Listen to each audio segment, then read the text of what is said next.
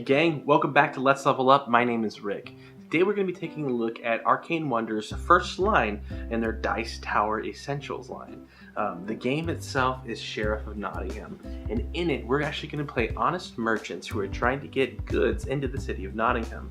Now the problem is that a player per turn is going to be a very corrupt sheriff, and they will have the option to search in our carts and look through our bags to make sure that what we're declaring is what we're actually bringing in. This game is a game of deceit, it is a game of bribery, and it's a lot of fun. So we're going to show you a little bit of how it's played and then give you our final thoughts right after this. Sheriff of Nottingham is a really fun social deduction bluffing bribery game that's going to make you not only lie to your friends' faces but get really good at it. In this game, each player, up to 5 players, are going to take a different color of a particular merchant. So the blue merchant is going to get the blue bag, the red merchant is going to get the red bag, so on and so forth until all players have a particular merchant color.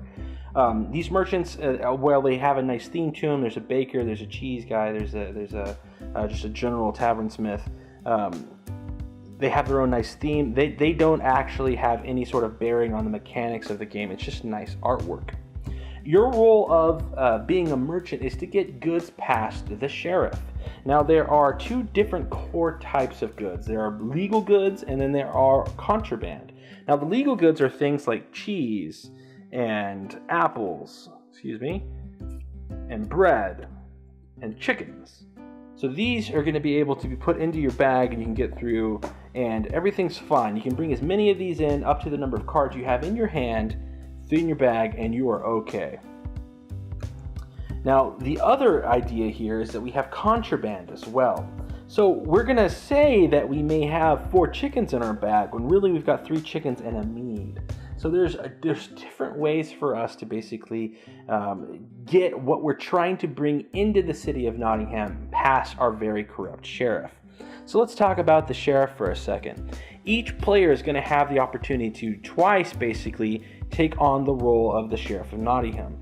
Now this sheriff is basically not going to be bringing goods in during this particular turn, but looking at all the goods that each other player are bringing in. So for example, let's say that our red guy here is going to bring in a mead and some apples, right? Now he's going to snap his bag. Once his bag is snapped, that means his decision has been made. He can't change what he has here. Now, what he's going to do is hand his bag to the sheriff, and one of the rules in the game is that you have to look the sheriff in the eye and declare what you're bringing in. Now, when you're declaring what you're bringing in, you have to list the number of items that you're bringing in and a specific type of legal good. So, for example, if I'm bringing in apples here, I can tell the sheriff, excuse me, Mr. Sheriff, I'm bringing in 2 apples. So we give that to the sheriff. The sheriff is going to be able to then essentially pick whether he wants to stop us or not. Now 2 apples may not seem like a lot, but remember we have a mead in there, and that mead is worth bonus points for us at the end of the game. So if the sheriff decides to open our bag and he has caught us in a lie and he finds the mead, we're actually going to have to pay the sheriff. Now if the sheriff opens our bag and we are telling the truth and we actually had 2 apples in here, they're going to have to actually pay us for essentially wasting our time at the gate. So there's going to be a lot of money flowing around the table, and what really makes the phase of the sheriff really fun is that all the other players are going to be involved in giving their bags to the sheriff as well. And then at this point we can actually kind of force the sheriff or bribe the sheriff to look one way or look another way, and there's a way for us to make money that way. So for instance, if I were to put my bag in here and the sheriff is considered opening it, the green merchant could come in and say, hey, I've got 5 gold if you decide to go ahead and open up that red bag. I don't think he's necessarily telling the truth. Or the green guy may say, I have 5 gold, I'll give it to you if you just let me go through.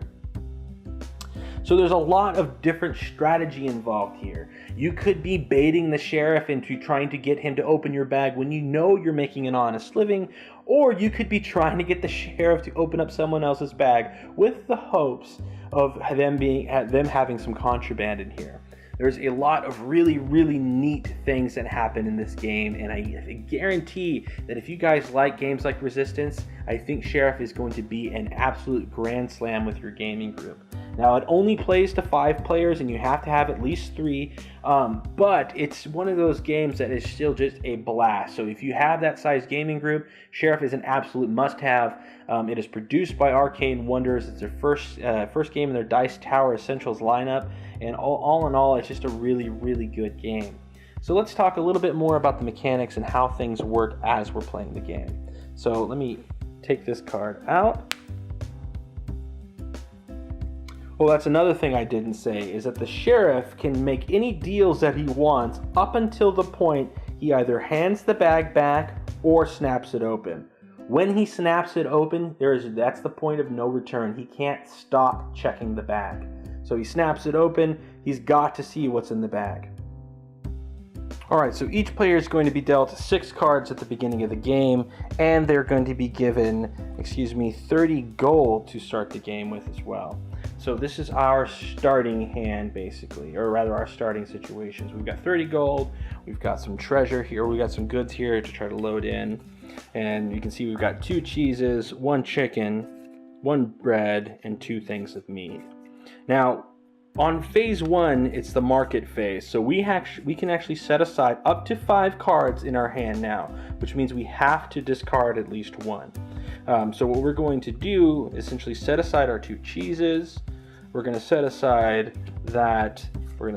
one of our meads, and we're going to take the other mead and discard it.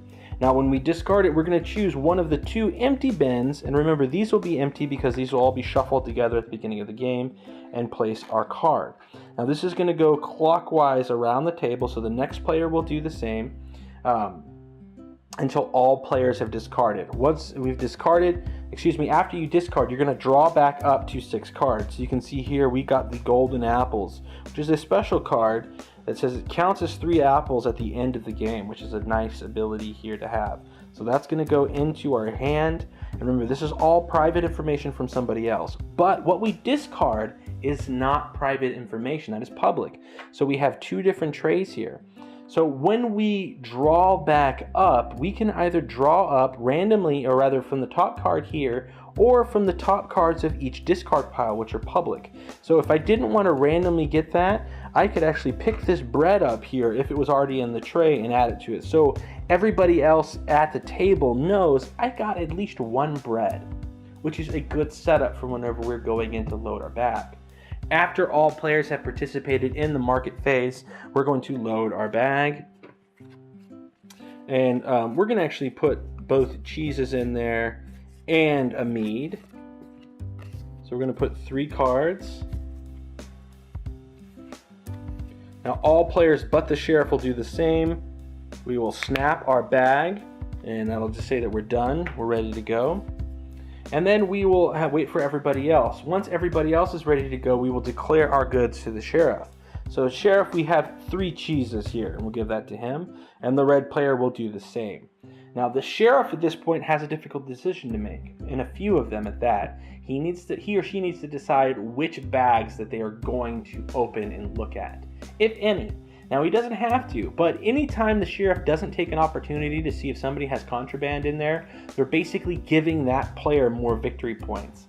At the end of the game, whoever has the most gold is going to win. And you get gold by putting in contraband, and you get gold by putting in the highest number of bread, apples, cheese, and chicken. So the more goods you let through, basically the more opportunities you're giving the other players to win and yourself to lose, which is something you really need to consider when you're playing this game.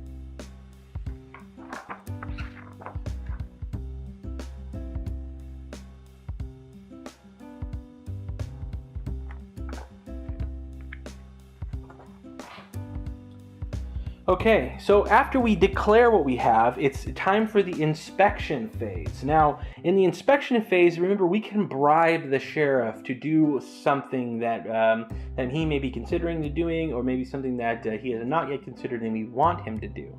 So we can actually bribe the gold that we have here. We can bribe legal goods that we have in our merchant stand. We can do contraband that we have in our merchant stand. Or goods that we have in the bag. You can also promise future favors, which as well. So one thing that's unique about this game is that you don't necessarily have to keep your promises. I will say that it is a very, very tricky thing to do. So all deals are not final. Everybody is corrupt in this game. But if you play this game too corrupt, people aren't going to trust you, and they're not going to want to make a lot of deals with you. So keep that in mind whenever you're wheeling and dealing. So let's say we say, good sheriff, we're going to go ahead and give you 2 gold if you just leave our bag alone. And then the red player comes in and says, hey, you know what? I'll give you 5 gold if you go ahead and open the blue bag. So we've already given the sheriff 2 gold. They add another 5 gold on it. The sheriff just made 7 gold, and they're going to decide to open our bag. So with a snap, you're going to pop open the bag. That's the point of no return for them. So they're going to reveal that we brought in only 2 cheeses and a mead. So we're going to have to pay a penalty here because we got caught with this particular thing. With this particular contraband. So that's a 4 gold penalty, which is not good. There are also penalties here. So let's say if I had a rooster here and it's not what we declared, we'd still have to pay the 2 as a fine because we did technically lie to the sheriff. So any goods that we had that were okay get to come back in. So we get to keep our 2 cheeses, but we don't get to bank on our mead card, and it's going to have to get removed. And it's not going to be able to be scored by us, which is very unfortunate for us. So we made a gamble. We even put a little gold to sweeten the pot. But one of the other players decided that they didn't want that to happen.